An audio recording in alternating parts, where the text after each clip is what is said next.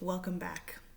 It is 5 a.m., so that means that it's time to continue reading Brave New World by Aldous Huxley. I'm reading with permission from HarperCollins Publishers, and we are on chapter 14. So we are in the last, fifth of the book. The following chapters are relatively short. So we only have 18 chapters in total, and now we are on 14. The last chapter, chapter 13, John and Lenina,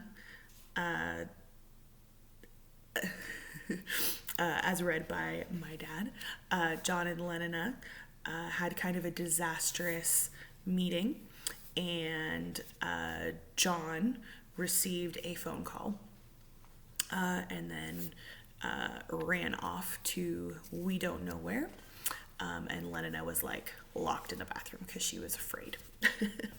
All right, so now we're going to continue reading chapter 14 in Brave New World. The Park Lane Hospital for the Dying was a 60-story tower of primrose tiles. As the Savage stepped out of his taxicopter, a convoy of gaily colored aerial hearses rose whirring from the roof and darted away across the park, westwards, bound for the slow crematorium. At the lift gates, the presiding porter gave him the information he required, and he dropped down to Ward 81, a galloping senility ward, the porter explained, on the 17th floor. It was a large room, bright with sunshine and yellow paint, and containing 20 beds, all occupied. Linda was dying in company and with all the modern conveniences. The air was continually alive with gay synthetic melodies. At the foot of every bed, confronting its moribund occupant, was a television box. Television was left on, a running tap, from morning till night. Every quarter of an hour, the prevailing perfume of the room was automatically changed. "We try," explained the nurse who had taken charge of the Savage at the door, "we try to create a thoroughly pleasant atmosphere here, something between a first-class hotel and a feely palace, if you take my meaning." "Where is she?" asked the Savage, ignoring these polite explanations. The nurse was offended. "You are in a hurry," she said. "Is there any hope?" he asked. "You mean of her not dying?" He nodded. "No, of course there isn't. When somebody's sent here, there's no..." Startled by the expression of distress on his pale face, she suddenly broke off. "Why, whatever's the matter?" she asked. She was not accustomed to this kind of thing in visitors. Not that there were many visitors anyhow, or any reason why there should be many visitors. "You're not feeling ill, are you?" He shook his head. "She's my mother," he said in a scarcely audible voice. The nurse glanced at him with startled, horrified eyes, then quickly looked away. From throat to temple, she was all one hot blush. "Take me to her," said the Savage, making an effort to speak in an ordinary tone. Still blushing, she led the way down the ward. Faces still fresh and unwithered, for senility galloped so hard that it had no time to age the cheeks, only the heart and brain, turned as they passed. Their progress was followed by the blank, incurious eyes of second infancy. The Savage shuddered as he looked. Linda was lying in the last of a long row of beds next to the wall. Propped up on pillows, she was watching the semifinals of the South American Ryman Surface Tennis Championship, which was being played in silent and diminished reproduction on the screen of the television box at the foot of the bed. Hither and thither across their square of illuminated glass, the little figures noiselessly darted like fish in an aquarium, the silent but agitated inhabitants of another world. Linda looked on, vaguely and uncomprehendingly smiling. Her pale, bloated face was an expression of imbecile happiness. Every now and then her eyelids closed, and for a few seconds she seemed to be dozing. Then with a little start, she would wake up again. Wake up to the aquarium antics of the tennis champions, to the Super Vox Wurlitzeriana rendering of Hug Me Till You Drug Me, Honey, to the warm draught of verbena that came blowing through the ventilator above her head, would wake to these things, or rather, to a dream of which these things, transformed and embellished by the soma in her blood, were the marvelous constituents, and smile once more her broken and discolored smile of infantile contentment. "Well, I must go," said the nurse. "I've got my batch of children coming. Besides, there's number 3. She pointed up the ward. "Might go off any minute now. Well, make yourself comfortable." She walked briskly away. The savage sat down beside the bed. "Linda," he whispered, taking her hand. At the sound of her name, she turned. Her vague eyes brightened with recognition. She squeezed his hand. She smiled. Her lips moved. Then quite suddenly, her head fell forward. She was asleep. He sat watching her, seeking through the tired flesh, seeking and finding that young, bright face which had stooped over his childhood in Malpais, remembering, and he closed his eyes, her voice, her movements, all the events of their life together. Streptocock G to Banbury T. How beautiful her singing had been, and those childish rhymes, how magically strange and mysterious.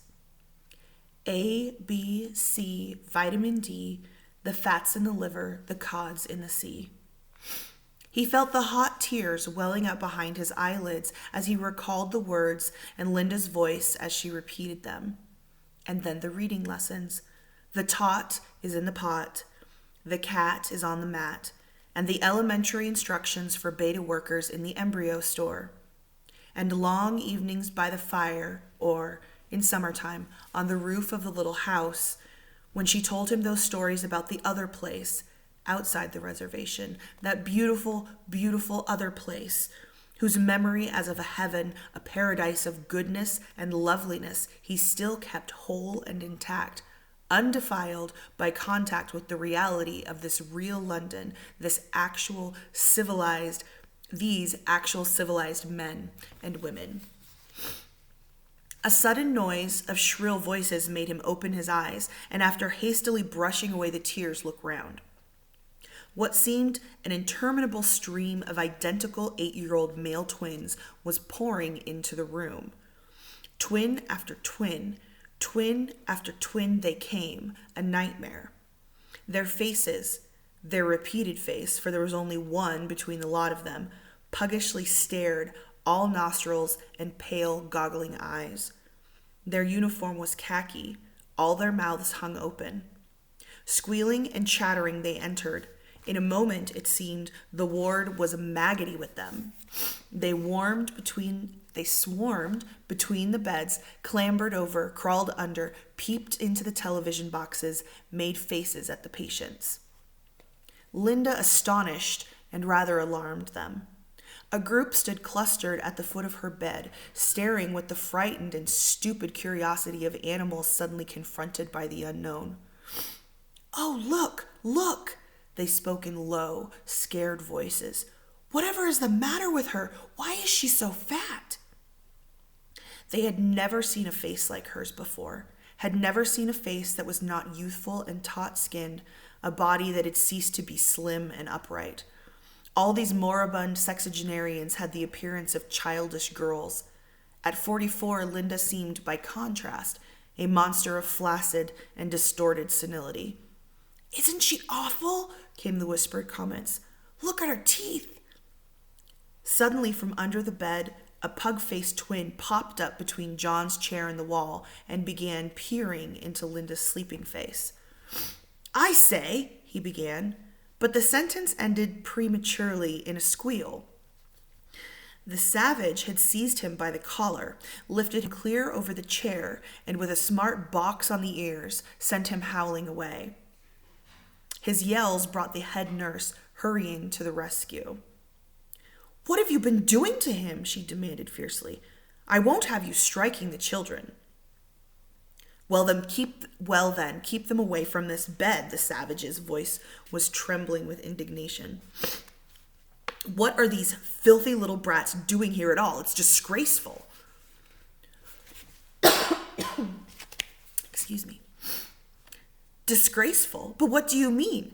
They're being death conditioned. And I tell you, she warned him truculently, if I have any more of your interference with their conditioning, I'll send for the porters and have you thrown out. The savage rose to his feet and took a couple of steps towards her. His movements and the expressions on his face were so menacing that the nurse fell back in terror. With a great effort, he checked himself and without speaking, turned away and sat down again by the bed. Reassured, but with a dignity that was a trifle shrill and uncertain. I've warned you, said the nurse, so mind. Still, she led the two inquisitive twins away and made them join in the game of Hunt the Zipper, which had been organized by one of her colleagues at the other end of the room. Run along now and have your cup of caffeine solution, dear, she said to the other nurse. The exercise of authority restored her confidence, made her feel better. Now, children, she called. So they have caffeine solution, and so do I.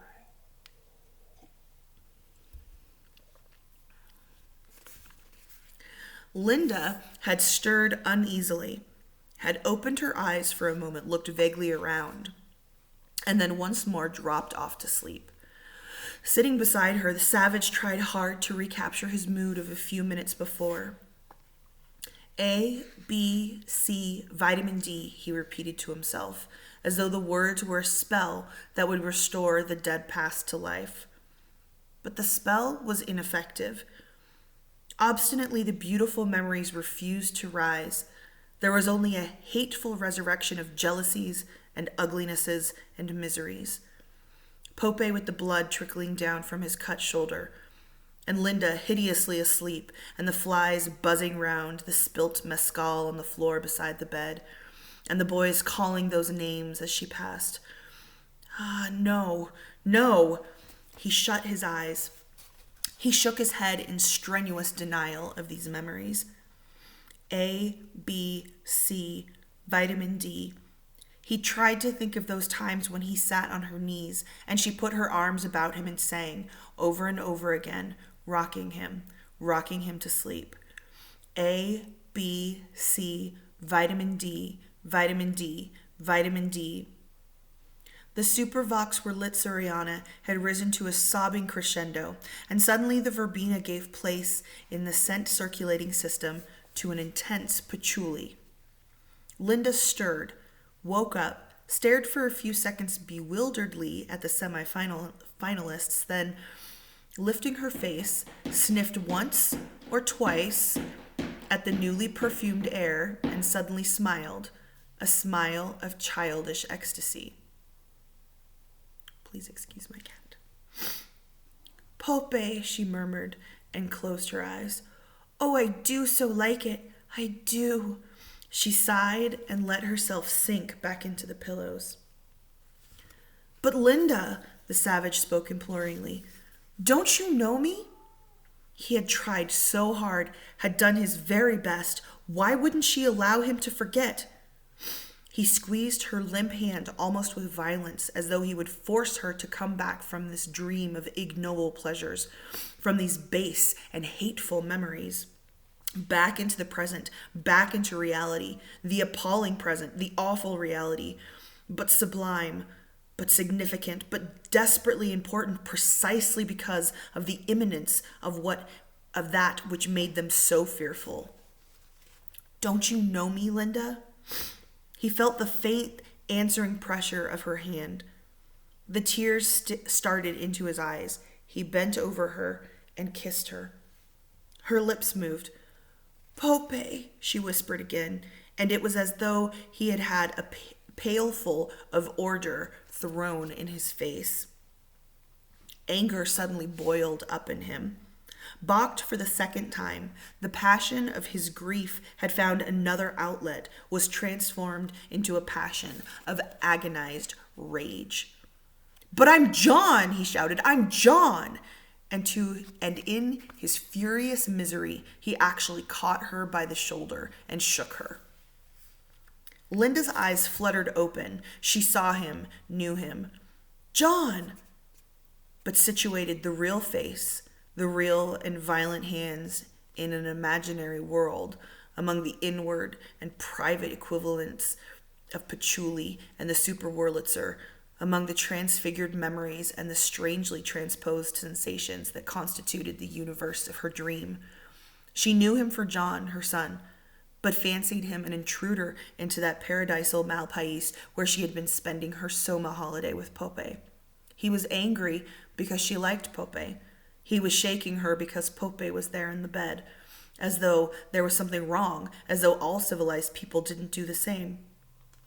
"Everyone belongs to every..."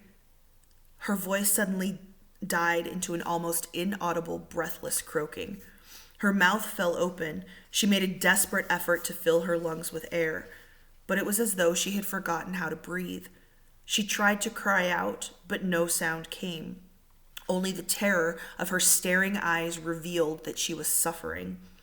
Her hands went to her throat, then clawed at the air she could no longer breathe, the air that, for her, had ceased to exist. The savage was on his feet, bent over her. "What is it, Linda? What is it?" His voice was imploring. It was as though he were begging to be reassured. The look she gave him was charged with an unspeakable terror, and it seemed to him, reproach. She tried to raise herself in bed, but fell back onto the pillows. Her face was horribly distorted, her lips blue. The savage turned and ran up the ward. "Quick! Quick!" he shouted. "Quick!" Standing in the center of a ring of zipper-hunting twins, the head nurse looked round. The first moment's astonishment gave place almost instantly to disapproval. "Don't shout! Think of the little ones," she said, frowning. "You might decondition..." "But what are you doing?" He had broken through the ring. "Be careful!" A child was yelling. "Quick! Quick!" He caught her by the sleeve, dragged her after him. "Quick! Something's happened! I've killed her!" By the time they were back at the end of the ward, Linda was dead. The savage stood for a moment in frozen silence, then fell on his knees beside the bed and, covering his face with his hands, sobbed uncontrollably. The nurse stood irresolute, looking now at the kneeling figure by the bed, the scandalous exhibition, and now, poor children, at the twins, who had stopped their hunting of the zipper and were staring from the other end of the ward, staring with all their eyes and nostrils at the shocking scene that was being enacted around bed 20. Should she speak to him, try to bring him back to a sense of decency, remind him of where he was, of what fatal mischief he might do to these poor innocents, undoing all their wholesome death conditioning with this disgusting outcry, as though death were something terrible, as though anyone mattered as much as all that? It might give them the most disastrous ideas about the subject, might upset them into reacting in the entirely wrong, the entirely antisocial way. She stepped forward. She touched him on the shoulder. "Can't you behave?" she said in a low, angry voice. But looking around, she saw that 6 twins were already on their feet and advancing down the ward. The circle was disintegrating. In another moment, no, the risk was too great. The whole group might be put back 6 or 7 months in its conditioning. She hurried back towards her menace charges. "Now who wants a chocolate eclair?" she asked in a loud, cheerful tone. "Me!" yelled the entire Bakanovsky group in chorus. Bed 20 was completely forgotten. "Oh, God, God, God," the savage kept repeating to himself. In the chaos of grief and remorse that filled his mind, it was the one articulate word. "God," he whispered it aloud. "God." "Whatever is he saying?" said a voice very near, distinct and shrill through the warblings of the Superwurlitzer. The savage violently started and, uncovering his face, looked round.